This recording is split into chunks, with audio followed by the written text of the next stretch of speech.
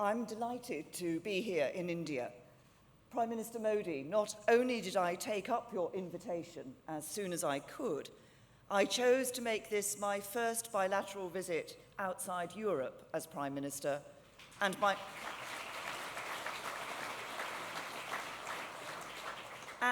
first ever trade mission. And I want to start by explaining why. It is because of the very special partnership between our countries, not just in the business that we do with one another, but the values we share. Values of democracy, responsibility, the rule of law, and fair play. With so much in common when it comes to trade, values, culture, and of course people, with 1.5 million people of Indian origin living in Britain, ours is a natural partnership. Look around India and Britain and you can see the evidence. We listen to each other's music, eat each other's food, and share a passionate rivalry with each other on the cricket pitch. And on that note, I'm looking forward to the test series that begins between England and India in Gujarat on Wednesday. When two countries are as old as India and the United Kingdom, it is tempting for many to look to the past, to talk about the years that have already gone, and to take for granted or make assumptions about the links that we have. Frankly, people in Britain have done that too often in the past. I don't want to do that. I want to talk about the importance of this relationship today and the limitless possibilities that I believe will be open to us in the future. I will use this visit to discuss with Prime Minister Modi, his team, and Indian businesses how we can work together to seize those possibilities, building a partnership that is focused resolutely on shaping our shared future bilaterally and on the global stage.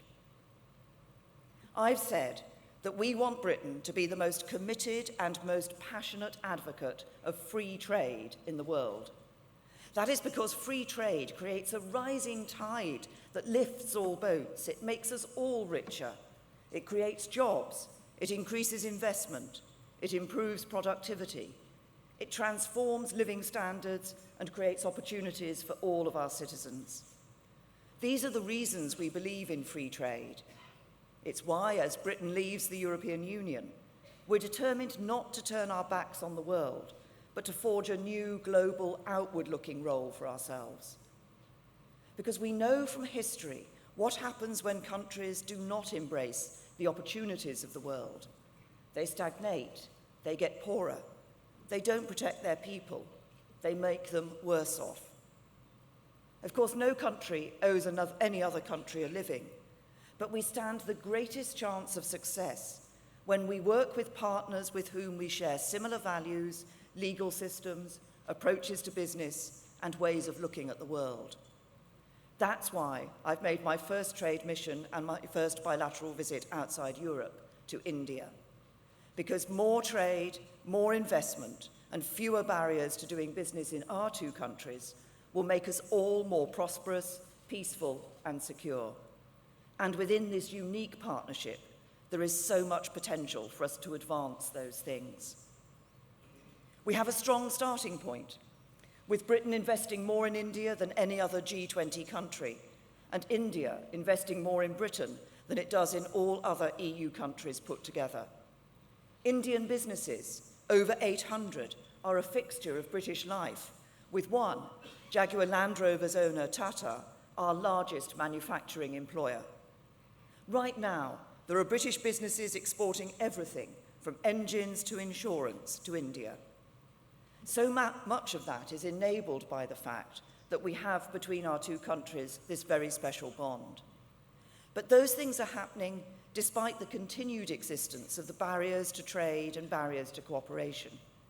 Just think how much further we could go if our governments worked even more closely together, if we took even more advantage of the links between us, and if we put not only trade and investment, but also the exchange of ideas, innovation and technology at the heart of our ambitions. There couldn't be a more appropriate place to focus on that than at the UK-India TECH Summit, for this is where so much scope for that increased trade and investment lies. With 3 Indians experiencing the internet for the first time every second, with the country on course to be a digital market of 1 billion people, and with so many graduates launching startups from Mumbai to Hyderabad, or Siderabad as it's known, this is an area filled with opportunities. Indeed, I'm looking forward to visiting Bengaluru tomorrow to see the startup capital of India for myself. Again, we have a head start in this. We have Britain's 3D printing tools in Pune, bringing solar power to the most remote parts of India and funding Indian infrastructure through masala bonds. Today, I want to think about how we, as governments, as businesses, and those with a stake in this relationship, can help to build upon that for our country's mutual benefit. First, we can identify where opportunities lie and which businesses can take advantage of them. That is exactly what we are doing with this trade delegation, bringing along some of our biggest, most successful companies and our brightest startups from every region of the UK in order to open up new markets for them and promote them to the wider world. One of them, Kano, is using its unique technology to teach children to code in UK schools. Just think of the impact that could have in India. Another, Talensa, is the foremost maker of smart street lighting. There's a huge opportunity for them to play a role in India's drive for urban renewal. Oxford Nanopore is another. They're specialists in gene sequencing and could help dramatically reduce the costs involved in screening illnesses in India. Second, we can look upon each other's priorities as our own priorities. As countries, we both need to ensure we take advantage of the opportunities of the century ahead, and we can do so together.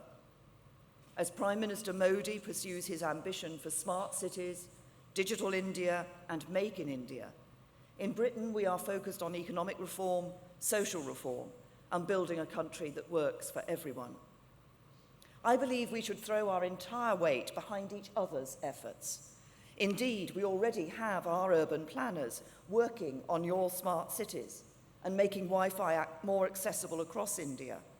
Meanwhile, Indian investment is helping us diversify our economy and bring prosperity to every corner of our country.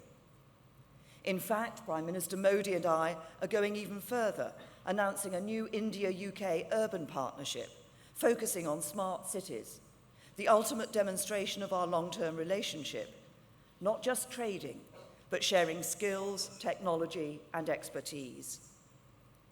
Third, and most importantly, we can break down barriers and make it easier to do business.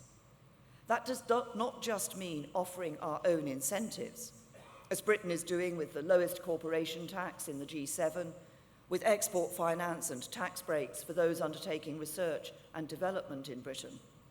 It means helping each other to break down the barriers to trade and investment in and between our countries. So that is why the UK is working side by side with Prime Minister Modi in his mission to make it easier to do business in India, for example, by strengthening intellectual property rights and paving the way for our world-leading services sector to operate in the Indian market, benefiting India and the UK alike. But I am determined that we will go further. I will be discussing with Prime Minister Modi how we can increase the detail and depth of our trade and investment discussions and identify what more we can do now to unleash our businesses, industries, exporters, and investors. This does not need to wait for us to leave the EU. We must also recognise that it is not just the legal frameworks that are essential for effective trade and investment. It is people, too. It is crucial that those who do need to travel between our countries for business can do so. That is the reason why, when I was Home Secretary, I made the visa process for Indians much easier. India now has one of the best UK visa services in the world, with more application points than any other country, and the only country where it is possible to get a same-day visa. That happened because we listened to what businesses were saying, and we're still listening.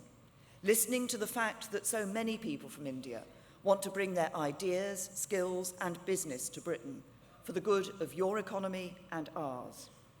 So we will offer, for the first time to any country that needs visas to enter Britain, what is called the Registered Traveller Scheme.